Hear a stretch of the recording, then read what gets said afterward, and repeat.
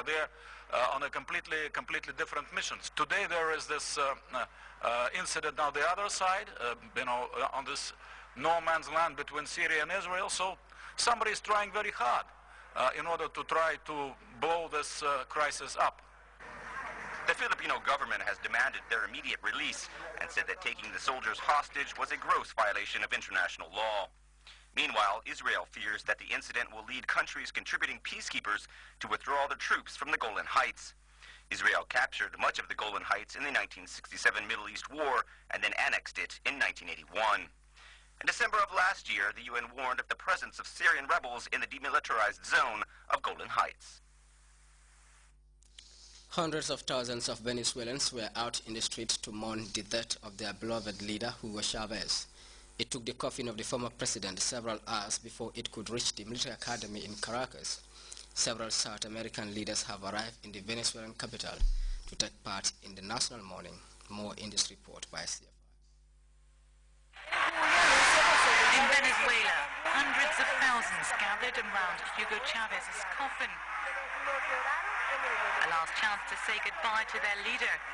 Many wore red, the Chavez color, and it took the convoy several hours under the scorching sun to get to Caracas's military academy. National television broadcasted live from the chapel, which will remain open until the national funeral takes place on Friday at 10 a.m. Throughout the night, people queued to see Hugo Chavez's face one last time. That's something that the televisions aren't broadcasting. I saw him looking normal, as he has always looked. I feel bad because he was loved. I really loved the president, as did my family. If it wasn't for the president, we wouldn't be living here in a decent apartment. Sadly, if I didn't see it, I wouldn't believe it. I can't believe such a strong and courageous man has passed away. But he has. South American heads of state have already arrived in Caracas to take part in the national mourning. Other foreign leaders are also expected to attend the funeral. Chavez represented a socialist revolution and was an inspiration to a number of neighboring countries and a pet hate of the United States. His passing away leaves a void, and many wonder if the man Chavez had designated as his successor, Nicolas Maduro, will be able to fill it. Chavez showed us the way. He taught us what to do. He told us what to do to continue what he has prepared us for. So what we need to do now is to follow his instructions, to continue his preparations. Instructions which are to vote in favor of Nicolas Maduro. The Venezuelan people will cast their ballot and elect a successor in a month's time.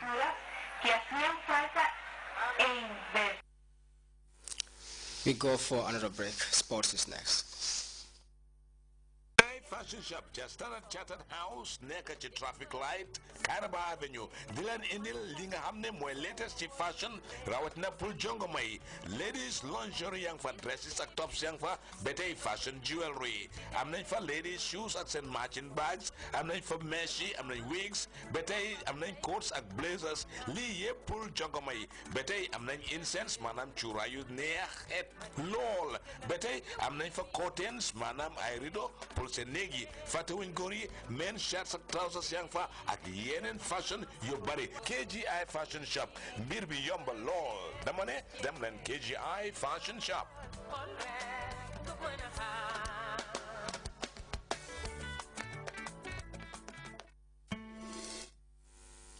Welcome back. The second edition of the Sports for Health tournament is set to start this weekend at the Serekunda West Mini Stadium. Organizers have been briefing the media ahead of the event. Our Molu Estiano was at the state briefing and has details in this report.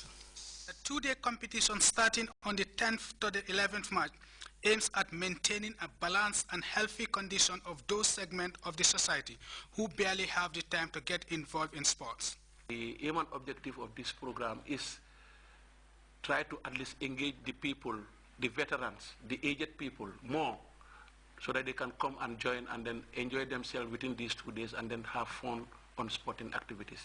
This year's tournament will also see the business sector participate for the first time in this competition. The move, organizers say, is geared towards strengthening the friendly coexistence of private and public sector workers.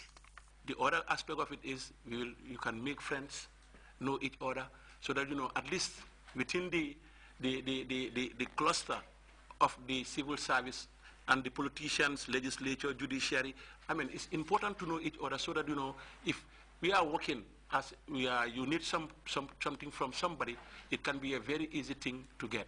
The competition will feature different sporting disciplines, ranging from football, shot put, tug of war, and a host of other interesting activities, as mentioned by the Director of Youth and Sports. Because it involves small-sided games like football, aerobics, which everybody will love because it's all about dancing, enjoying yourself, and then at the same time, you're building up your health, And then we're having a tug of war, and we're having athletics at this. We introduced athletics for the first time, a 100-meter race for young and then aged people. 50-meter race, young and aged people. Having been handed the opportunity to take part for the first time in the tournament, a delegate from the Gambia Chamber of Commerce and Industry, the umbrella body of the business community, revealed their delight and preparedness in the upcoming competition. We are the last to come on board, but the most prepared. Some companies, they've all been contacted. And up to now, we're still sending out the message to other members of the private sector. Although there are trophies up for grabs, at the end of the day, the catchword here is camaraderie for public and private sector employees. Mohamed S. Jallo, GRTS Sports. Now join the Central Forecast Office for the weather report.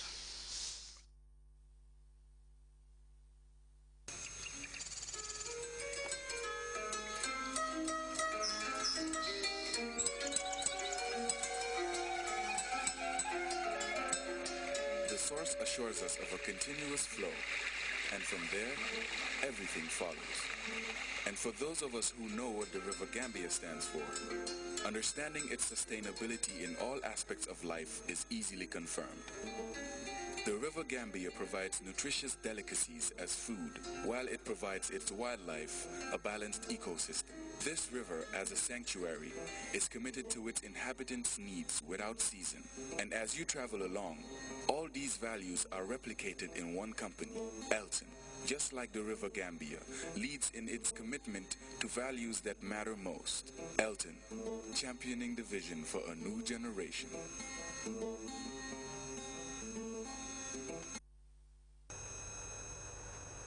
Hello there, wonderful viewers. Welcome to the weather segment. We begin with the summary.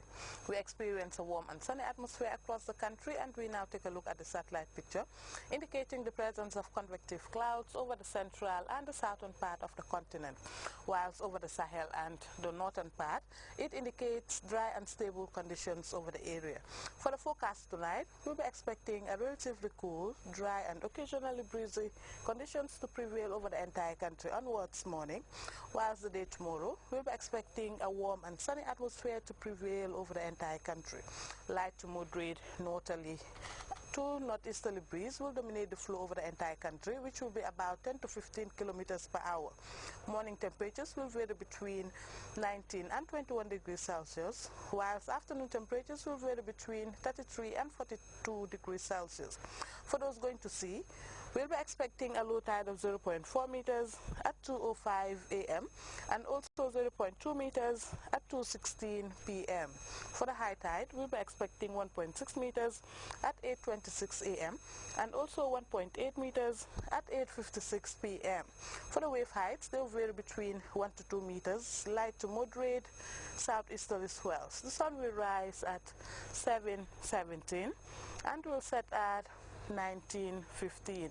Thanks for the pleasure of your company, and do have a wonderful evening.